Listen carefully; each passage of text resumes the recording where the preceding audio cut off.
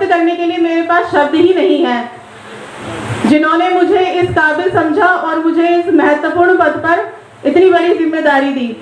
आज मैं स्वयं को भाग्यशाली ही नहीं भी बल्कि सौभाग्यशाली महसूस कर रही हूँ और मैं विश्व रत्न, सिंबल ऑफ नॉलेज, बाबा साहब का भी धन्यवाद करती हूँ, जिनकी बदौलत हम महिलाओं को समानता का अधिकार मिला, जिसके बलबूते पर मैं आज इस पद पर आसीन हो सकी। और मैं महिला प्रदेश अध्यक्ष होने के नाते अपने समाज व राष्ट्रीय कार्यकारिणी को ये आश्वासन दिलाती हूँ कि मैं सदैव पूरी कार्यकारिणी के साथ मिलकर समाज हित व देश हित में ऐसे कार्य करना चाहूंगी कि हम लोगों तक न जाए उन्हें संगठन से जोड़ने के लिए, बल्कि लोग खुद आए हमें हमारे संगठन से जुड़ने के लिए। साथियों, आज अनेकों समस्याएं हमारे समाज में विद्यमान हैं, जो बहुत ही विकराल रूप लेती जा रही हैं। आए दिन हमारे बहुजन समाज की बेटियों के साथ बलात्कार, उनका शोषण जैसी घटनाएं प्रतिदिन घट रही हैं। आखिर क्यों हमारे दलित समाज की बेटियों को ही इस शोषण का शिकार बनाया जा रहा है? Every day, every minute, every second कहीं ना कहीं कोई ना कोई बच्ची इस दर्दनाक घटना का शिकार हो रही है। और दूसरी सबसे बड़ी समस्या शिक्षा, रोजगार व जागरूकता की है। वाल्मीकि कौम, जो मार्शल कौम कही जाती है, जिसका खून बहुत जल्दी खोल जाता है, जो अत्यंत बलशाली है, पराक्रमी है, शक्तिशाली है, इतना सब होने के बावजूद भी उसमें शिक्षा और एकता की सबसे बड़ी कमी है। हमारे समाज के लड़के शिक्षा ग्रहण करने में बिल्कुल भी रुचि नहीं लेते, जबकि लड़कियां शिक्षित हो रही हैं, अपने परिवार और समाज ही नहीं बल्कि पूरे देश का नाम भी रोशन कर रही हैं।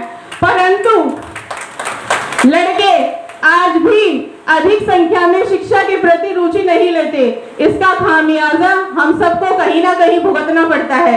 जब आप अपनी पढ़ी लिखी और समझदार लड़की के लिए एक उचित वर उसके समान ही ढूंढने की कोशिश करते हैं तो वह आपको नहीं मिलता, क्योंकि मेरे समाज की पीढ़ी ने तलवार उठाना तो सीख लिया लेकिन कलम उठाना भी नहीं सीखा। ये जागरूकता की कमी है। शिक्षित बनिए, तभी समाज का उद्धार होगा, क्योंकि 100 तलवारों को केवल एक कलम की ताकत ही हरा सकती है। इसीलिए इस ताकत को भी ग्रहण कीजिए।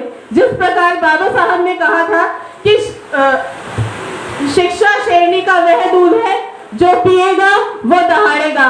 साथियों, प्रत्येक समस्याओं का एक कारण होता है, तो हमें उस समस्या का कारण ढूंढना है और उसके बाद उसका निवारण भी हमें ही ढूंढना है।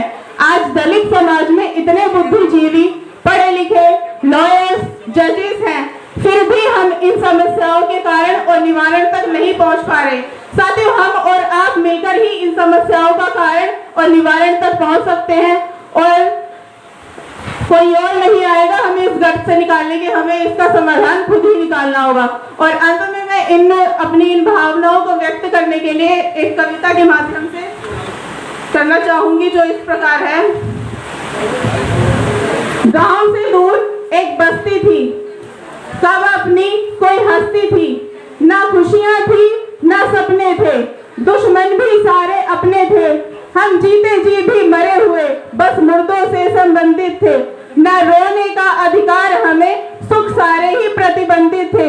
दुख भरी कहानी कहती हूँ मैं, पीठ पुरानी कहती हूँ, अब सुनो सुनो सब सुनो सुनो, ये छुआछूत ये जात पात हमने पाए हैं जन्मजात, जो मालिक आका बन बैठे वो स्वर्ण सोच से मंडित थे, और हमारी परछाई से हर काज तुम्हारे खंडित थे।